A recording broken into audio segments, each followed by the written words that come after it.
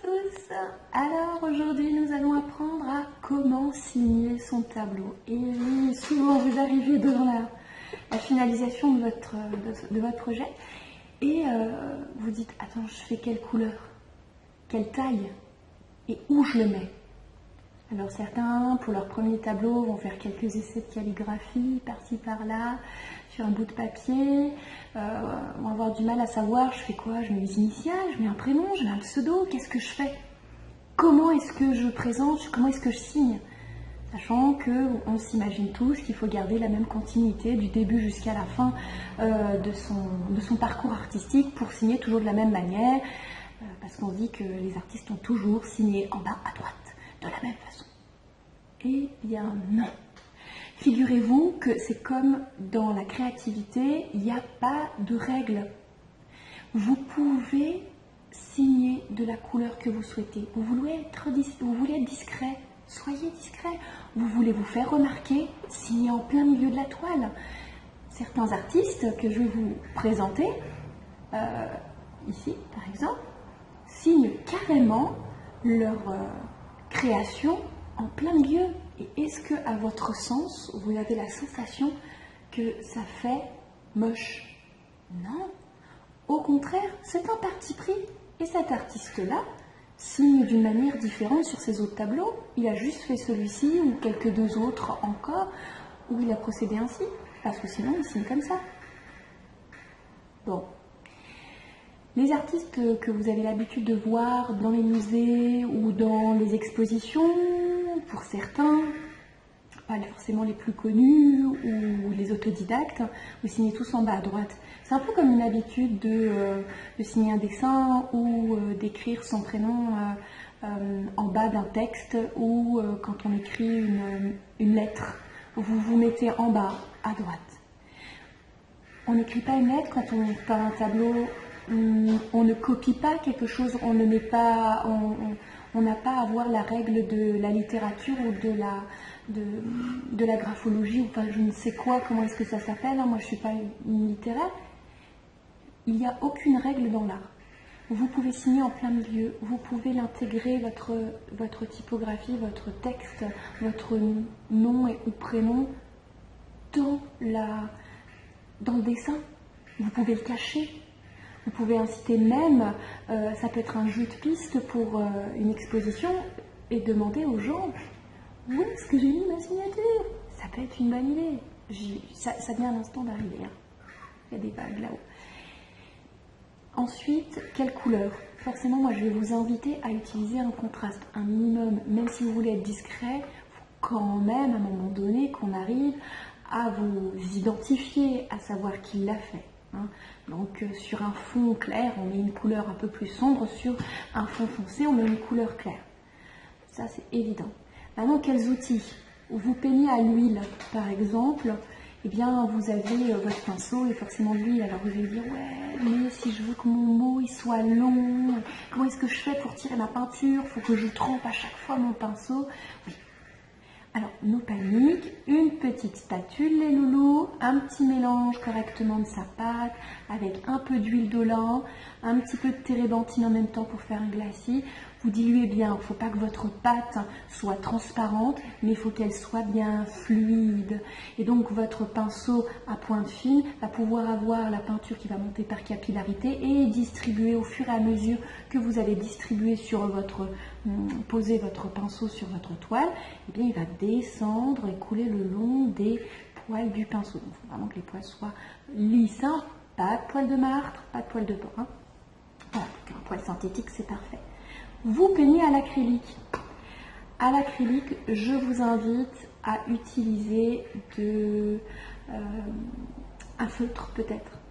L'acrylique, ça sèche tellement vite, hein, peut-être à diluer votre acrylique avec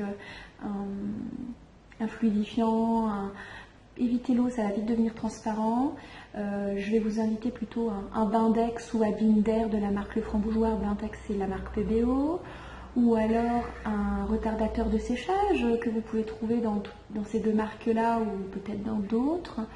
Je ferai une petite vidéo prochainement sur comment garder son acrylique humide plus longtemps. Vous verrez, c'est un produit qui est économique et qui est très efficace pour pouvoir créer des glacis à l'acrylique.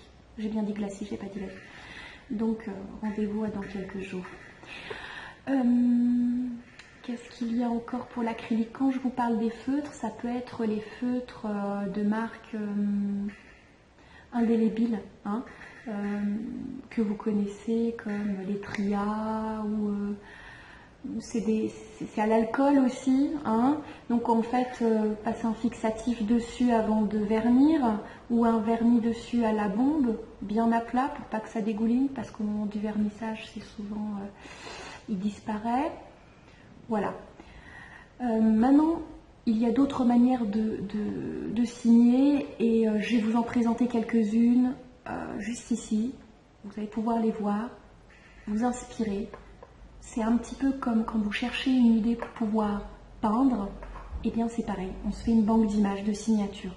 Signature pseudo, signature les initiales, ou le prénom et le nom de famille avec une initiale, ou le nom et le prénom tout en long, ou l'un en dessous de l'autre, bref. Moi personnellement, j'ai procédé de manière différente tout au long de mon expérience. Beaucoup j'ai signé avec simplement mon prénom, ensuite simplement mon pseudo, et au fur et à mesure du temps et des années, eh bien l'un et l'autre ne pouvaient plus aller ensemble et je les ai associés et finalement même tout le monde est convaincu que Dawn c'est mon nom de famille, mais peu importe, je m'en fiche, c'est pas ça l'important, qu'on m'identifie simplement comme étant Dawn Aurore, c'est parfait. Et ça permet de m'identifier. Quand on veut cliquer sur internet, on me trouve assez facilement sous ce pseudo et mon nom, mon prénom. Maintenant, c'est à vous de choisir et de tester et de tenter. Si sur 5 tableaux vous avez fait d'une façon, et puis sur le 6e d'une autre, et puis sur le 8e encore d'une autre, il n'y a rien de grave. Il ne faut vraiment pas se mettre la pression. De toutes les manières, vous avez une genèse, une vie dans votre vie artistique qui va forcément évoluer au fur et à mesure du temps. Et ce que vous avez fait maintenant ne sera plus pareil dans 10 ans. Et il faut que vous l'acceptiez avec accueil, il faut vraiment l'accueillir et ne pas se brimer et se forcer à devoir procéder de cette manière-là. Et c'est comme ça que je vais faire. Voilà. De la liberté, faites comme vous avez envie. Vous changez d'avis à la 10e toile, c'est pas grave. Vous gardez la même chose pendant 10 ans, c'est tant mieux. Si c'est comme ça que vous le vivez bien, n'hésitez pas à le faire d'une façon différente, d'une année à l'autre, d'une semaine à l'autre, on s'en fiche. Ça n'a pas de pression, pas de pression. Les artistes, les créateurs n'ont rien à voir avec un métier traditionnel ou les métiers où on est là pour faire, où on doit être présent à un bureau ou à un pupitre ou à un environnement et on a des choses à faire. Nous, on doit créer notre présence. Ok? Bon, j'espère que j'ai pu vous donner un maximum d'infos. Je vous invite à faire des banques d'images, à trouver des banques d'images sur les signatures, à prendre des photos, faire des agrandissements. Vous mettez ça dans un classeur avec des fiches plastiques. C'est parfait. Et ça vous permet de pouvoir vous aider. C'est de la créativité, votre signature. C'est une part de votre tableau. Donc allez-y, faites-vous plaisir. Bon, à bientôt. Posez vos questions en bas. Forcément, j'essaie d'y répondre au mieux et le plus rapidement possible. Et puis, à la prochaine.